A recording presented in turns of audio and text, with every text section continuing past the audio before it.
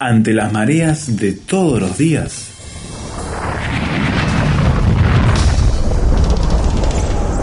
llegamos a tierra firme.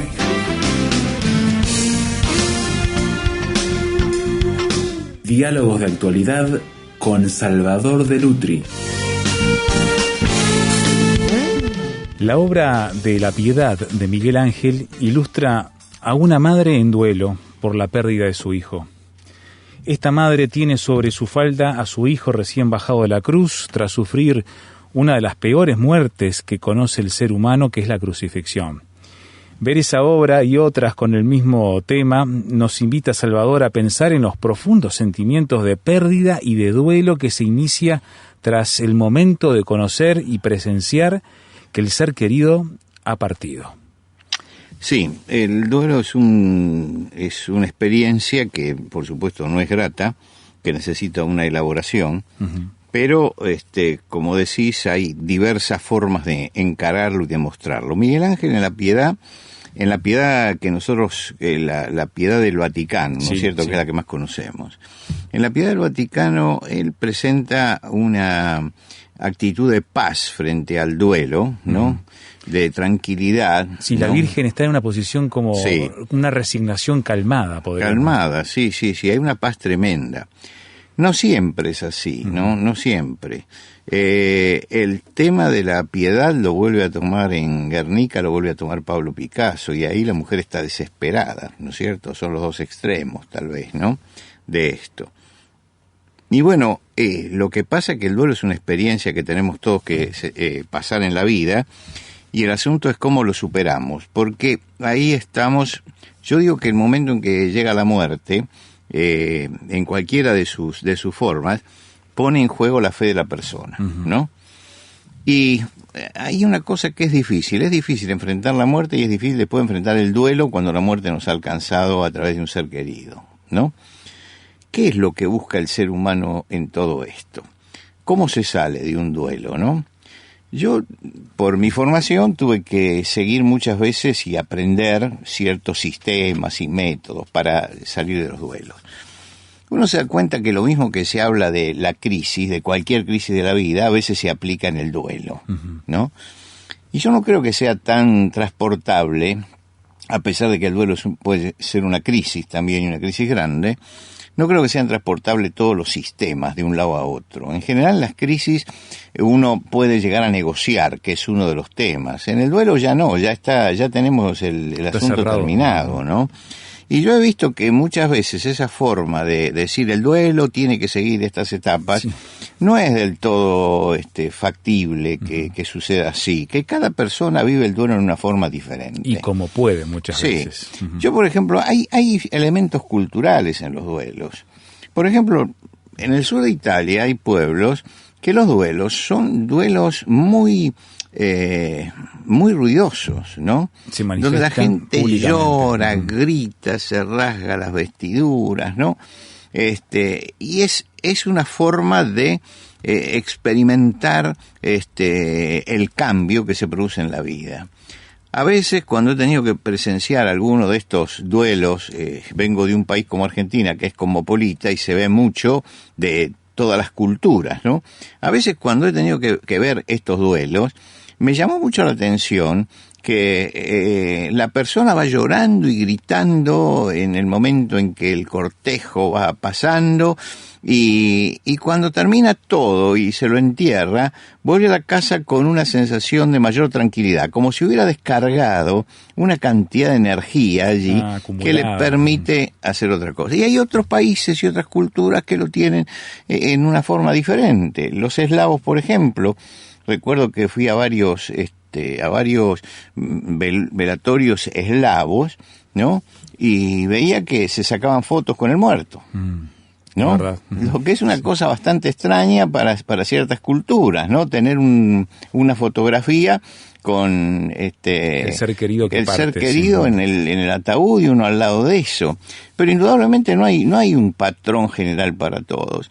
Algunos pueblos indígenas en el norte de Argentina, el duelo es un asunto totalmente personal e individual. El que está de duelo se separa de la tribu. se aleja, se va solo y pasa un tiempo allí en soledad y nadie se acerca porque esa persona está viviendo un proceso interno que nadie puede realmente, como decimos a veces, acompañarlo en el sentimiento, ¿no? Siempre me pareció que esa frase es algo así como una mentira. Yo puedo acompañarlo, pero no voy a sentir nunca lo que la persona está sintiendo. También pasa el hecho que en algunas culturas hasta se contrataba a personas para expresar el duelo por la familia, las famosas plañideras o las lloronas, ¿no? Otra manera de interpretar cómo manifestar el duelo de una manera también que puede ser repulsiva para algunos o curiosa para otros. Sí, se contratan para que ellas lloren y para que armen el clima, digamos, de eso. El clima ese ya existía en tiempos de Jesús. Hay en el Evangelio testimonio de que había gente que lloraba, ¿no? En estos lugares, que era gente que, no sé, se dedicaba a eso, ¿no? Es decir, tenía esa función social que era expresar el dolor de la comunidad. Ahora, esa es una de las formas de ver el asunto. Hay otros que el duelo es un duelo muy particular. Claro. Hay algunos pueblos originarios que el duelo, por ejemplo, de un niño es un gran baile. ¿Es un gran baile? Sí. Al niño se lo sienta en una silla alta, se le colocan alas de angelito, y se hace el velorio del angelito. Y entonces la gente baila y se mueve alrededor del cuerpo del niño, ¿no? Bueno, yo no critico ni afirmo ni miro, simplemente miro. Creo que estas cosas hay que analizarlas. Es la forma en que ellos tienen de paliar el dolor de la separación también. Porque nadie puede decir que no están sintiendo dolor cuando hacen eso, ¿no? No. Yo creo que sienten dolor, ¿no? Que sienten dolor y que es una forma de expresar el dolor. Otros hacen lo mismo, pero sin el baile, pero tienen allí al niño sentado con alas de angelito y todo. En algunos lugares la parte de funeraria dura varios días, 6, 7, 8 días. En los países más desarrollados tienen todo un sistema para preparar el cadáver en forma tal que parezca que esté dormido y no muerto, ¿no? Y en algunos países latinoamericanos, la cultura de inmigración que llega al país latinoamericano no quiere saber nada con la muerte y trata de enterrarlo lo antes posible, ¿no es cierto? Y la ceremonia que antes se hacía en la casa o en el templo de la fe de cada uno, muchas veces se hace directamente en el cementerio. Claro. Parecería que el apuro ha alcanzado también a la parte funeraria, ¿no? Bueno, eso nos habla de que el dolor tiene diversas formas de manifestarse y de procesarse. Y creo que todas son válidas dentro de cada cultura y nosotros tendríamos que estar dentro de algunas culturas para realmente entender el significado de esas cosas que se nos escapan muchas veces, ¿no? Ahora, a mí me interesa mucho el tema del duelo y del consuelo a la persona, ¿no? ¿Cómo se ayuda a una persona en duelo? Sí. ¿No? Ese es un tema muy difícil. En Buenos Aires tuvimos un congreso con especialistas en el tema de un día donde escuché a 3 especialistas hablar acerca del duelo desde 3 puntos de vista diferentes. Los 3 con un fondo religioso cristiano, una mujer filósofa que lo planteó desde el punto de vista filosófico, el acompañamiento, una psicóloga y un médico que se dedicó prácticamente la mayor parte de su vida a estudiar ese tema y a acompañar a gente en situación terminal. Tiene un centro donde los reciben y los acompañan hasta la muerte, ¿no? Y fue interesante escuchar algunas de las experiencias que ellos contaban. Contaban la experiencia, por ejemplo, de una mujer que tenía un bebé y tenía una enfermedad terminal. Y dice que entró en una crisis tremenda con una enfermedad que no se la podía, uno no podía tocarla porque parecía que estaba en carne viva, ¿no? Esta mujer estaba tensionada y entonces dice que no soportaba ni siquiera que el médico moviera un poco la cama. Era como si todo su cuerpo estuviera llagado. ¿no? Y se mantuvo así.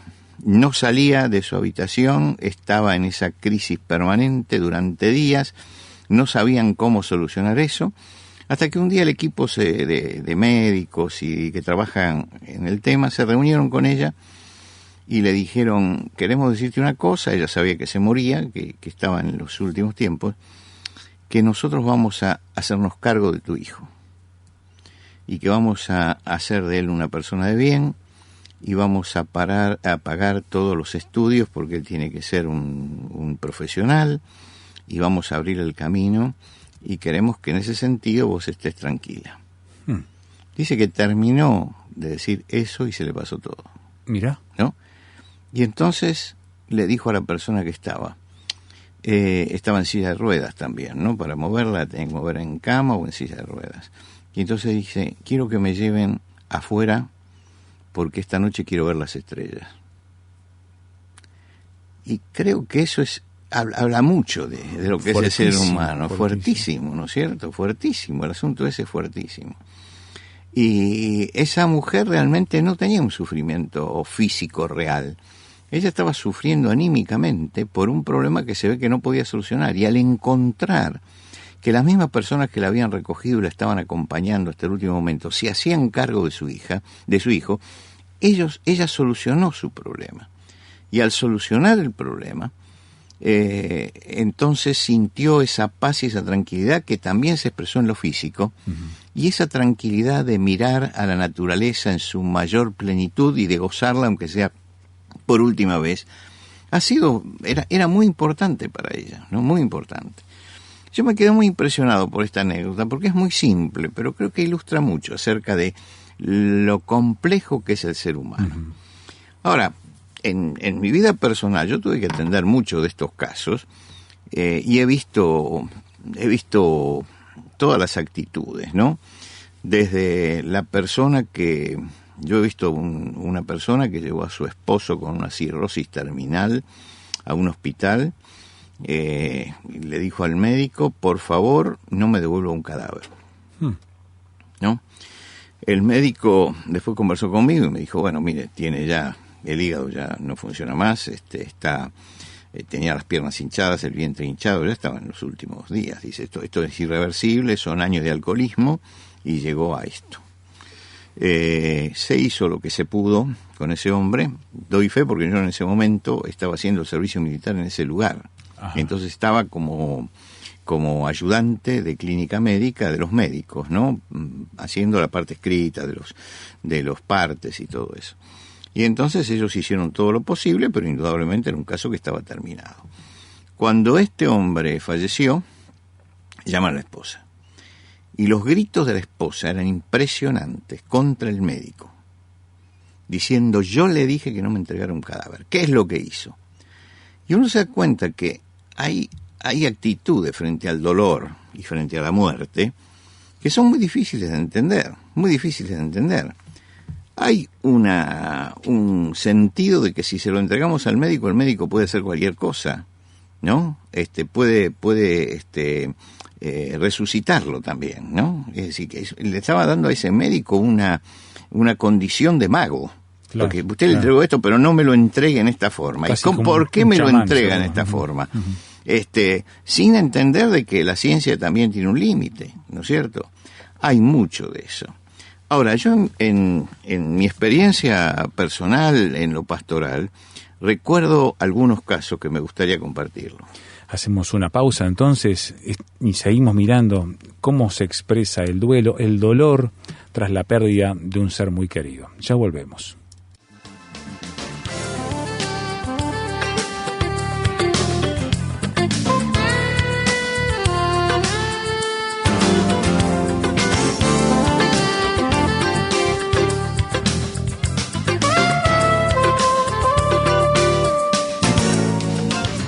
Tierra Firme en Internet. Descubra nuestro sitio, materiales, datos, la transcripción de estos comentarios, frases sobre este tema que le ayudarán a desarrollar una posición con bases sólidas. Visítenos en www.tierrafirmertm.org www.tierrafirmertm.org. Tierra Firme es una producción de Radio Transmundial.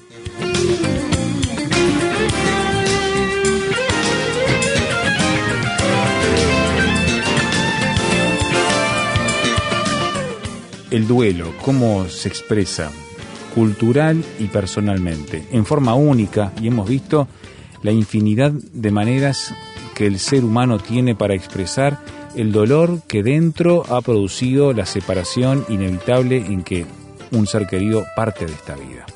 Salvador, también lo has experimentado desde la tarea pastoral, esto nos decías. Sí, yo recuerdo la primera vez que tuve que acercarme hasta la cama de un moribundo. Nunca lo había enfrentado y entonces tenía toda la teoría, porque todos aprendemos la teoría, acerca de lo que se tenía que hacer en ese momento. Y un día estaba yo en mi casa, arreglando algunas cosas de mi casa, y viene para un vehículo en la puerta y pregunta si esa es la casa del pastor. Yo no lo conocía, le digo sí, soy yo. Entonces me dice, bueno, mire, hay una persona moribunda en tal lugar que pide la asistencia de un pastor. ¿Usted puede ir? Digo, sí, cómo no, no hay ningún problema. Ahora, yo tenía 26, 27 años en ese momento y tenía toda la teoría metida dentro, ¿no? Entonces me preparé, me indicó dónde tenía que ir, me dice, ¿lo esperamos? Digo, no, yo voy, era 4 o 5 cuadras de mi casa, fui. Llego al lugar y una enfermera que está allí dice, llegó el pastor, sí, la señora está sola, era una señora. Uh-huh. Y entonces abre la puerta de la habitación, dice, pase, y cierra la puerta y me deja solo. Y en ese momento yo miro el cuadro y me encuentro con una mujer que debía tener 90 años, sentada en la cama, ciega, alemana y agonizando, pero entendiendo todas las cosas. Y yo dije, bueno, acá se me quemaron todos los libros. Se me quemaron todos. Es decir, ¿qué hago yo ahora? En primer lugar, porque uno tiene una cantidad de teorías y de cosas que va a decir, y en ese momento no aparecía ninguna como adecuada. Claro. Los libros no me servían. Uh-huh.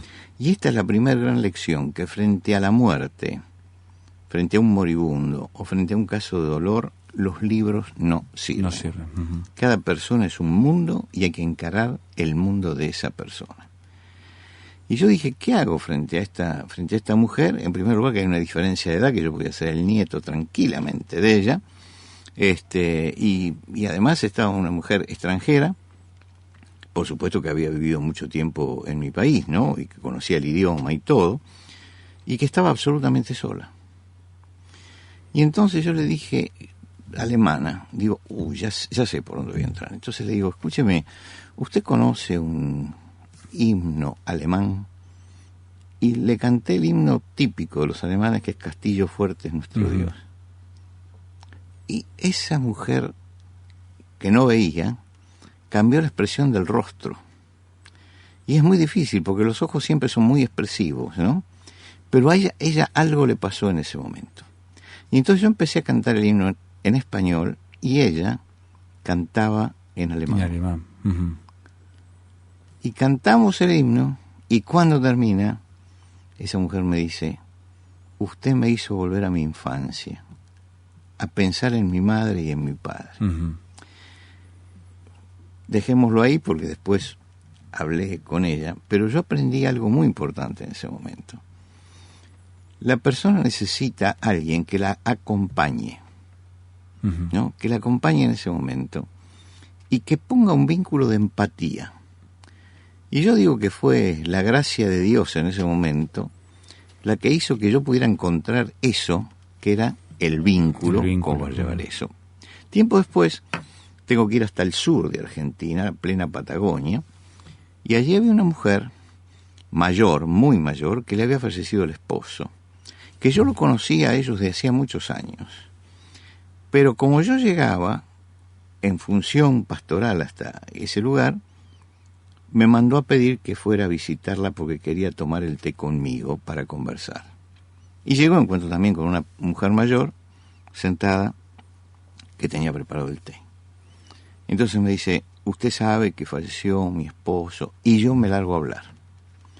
Digo, sí, yo sé, bueno, usted sabe que los planes... Digo, no, me dice, no, yo no quiero que usted me explique nada, yo quiero que me escuche. Y yo aprendí ahí la segunda cosa, ¿no? Es decir, la persona necesita volcarse, claro, ser escuchada. Pasaron muchos años y esto que voy a contar sucedió a principios de este año. Empieza todo el año pasado, hace un año atrás. Viene una persona y me pide una entrevista. Yo la conocía, sabía que estaba enfermo. Me pide una entrevista solo. Yo tengo una oficina, recibo, cierro la puerta y me dice, quiero que me acompañe a morir. Yo me quedé, es un shock en ese momento, a pesar de los años y la experiencia. Me acompaña a morir. Digo, ¿qué pasa? Entonces me dice, bueno, yo tengo una enfermedad terminal, tengo un problema pulmonar por su trabajo. La empresa donde estaba, una empresa muy grande internacional, lo había puesto en una sección de pintura y terminó con un problema pulmonar muy fuerte. Y me dice, yo ya estoy en el periodo final, yo sé que me muero. Estoy viviendo con mi esposa y con mis hijas, pero yo quiero que usted me acompañe a morir. Entonces le dije, bueno, sí, Luis, yo lo voy a acompañar. Y me tuve que plantear qué significa acompañar a una persona a morir, ¿no? Claro. Ahí descubro, por ejemplo, que en la casa había un silencio total sobre esto. Todo el mundo sabía, pero esto no se hablaba, ni entre ellos. Yo tuve que reunir a la esposa y a las hijas solo y decirle, ¿ustedes se dan cuenta de la situación? Sí, nos damos cuenta, sabemos, pero no hablamos. Y empiezo a visitarlo periódicamente y a conversar con él. Y después entra en una fase de internación, lo internan. Y lo internan muy lejos de mi casa. Y yo voy un día, y fui con mi esposa también, porque lo conocíamos, porque era... Y las hijas que estaban ahí, cuando nosotros entramos, se fueron ellas, para que estuviéramos solos con él. Y yo estuve un rato con él, y cuando salí, me dice, usted no sabe lo que pasa. Usted llega y se le ilumina la cara. Dice, cambia todo. Dice, es como si recuperara la alegría. Y ahí me di cuenta el valor que le daba él a que alguien estuviera comprometido con esto y lo estuviera acompañando. Él no se lo había pedido eso a nadie. Yo lo supe esto después que él falleció, porque el caso me impactó muchísimo. Lo seguí acompañando hasta que lo durmieron ya en la etapa final, donde él dijo que quería que lo durmieran. Para los cuidados paliativos le dan un sedante para que duerma, porque se sabe que ya estaba en los últimos días. Hasta que se fue. Y cuando él murió, vino la esposa y vinieron las hijas y me dijeron, era increíble. Bastaba que él escuchara que usted venía para que él cambiara. Y yo no creo que, no es ningún mérito propio esto. Es el hecho de que él necesitaba una compañía que estuviera en el secreto. Que estuviera en el secreto de su muerte. Y él sentía que yo era compañero de viaje. Y cuando llegó el último día, él se despidió de mí, sabiendo que ya le tocaba partir. Y a mí me quedó eso muy fuerte, para mí fue muy fuerte. Y mira, pasaron desde el primer caso que conté hasta pasaron unas cuantas decenas de años, ¿no? Y sin embargo el impacto de este último caso para mí fue tremendo, porque Luis, para mí fue una gran lección de alguien que sufría y que necesitaba compañía. Cuando yo logré unir los tres casos que menciono, dije, en definitiva, los libros son muy buenos, pero no sirven, en última instancia no sirven. La gente necesita empatía. Que alguien esté allí con ellos y que alguien los acompañe en ese trance que es tan difícil. Y creo que esto es una de las cosas que a veces no hacemos, ¿no? Acompañar a la persona y acompañar también a los deudos, pero estar allí. Jesús nos manda que nosotros aprendamos en nuestra vida espiritual a saber compartir la alegría del que está alegre y saber llorar con el que está llorando. Y yo creo que estas dos cosas que se dicen así tan simplemente implican que tenemos que aprender a vivir la experiencia del otro, a compartir, ¿no es cierto?, esa experiencia, a tener empatía, es decir, a ponerme en el lugar del otro, y acompañarlo al mismo nivel, no en el nivel de autoridad espiritual o lo que sea, sino en el mismo nivel. Que lo que el ser humano necesita cuando va a atravesar ese último río es alguien que le muestre cariño, que le diga yo estoy acá, y que le dé la mano para que pueda partir en paz. Y Dios da paz en el corazón, pero hay una paz de afuera que la podemos dar quienes estamos con la persona y quienes podemos tender la mano.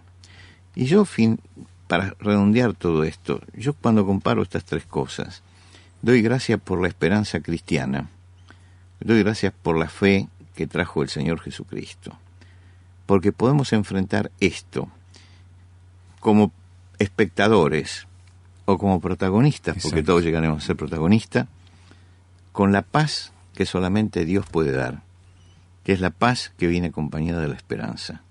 Y Jesucristo vino a darnos paz y vino a darnos esperanza. Ojalá que este programa sirva para que todos reflexionemos acerca de nuestra propia existencia y podamos encontrar en Cristo la paz y la esperanza.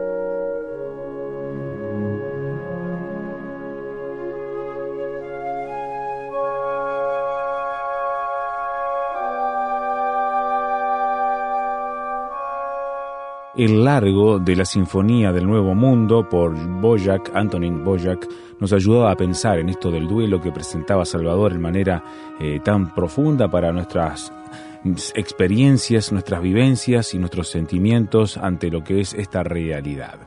¿Desea opinar de todo esto? En nuestro sitio web encontrará la programación para repasarla, escucharla, descargar los materiales. Tierra Firme, rtm.org, el lugar donde encontrarlo. Tierra Firme, rtm.org. audio, texto, archivos para descargar. Vaya allí y encuéntrelos. También la conexión a las redes sociales. También encontrará para suscribirse al boletín, escuchar los grandes temas, que son las conferencias de Salvador de Lutri, leer artículos, y también puede participar en las discusiones. Hágalo en tierrafirme.rtm.org. Dejamos todo esto en sus manos, esperando encontrarle la próxima ocasión en que anunciemos una vez más Tierra Firme.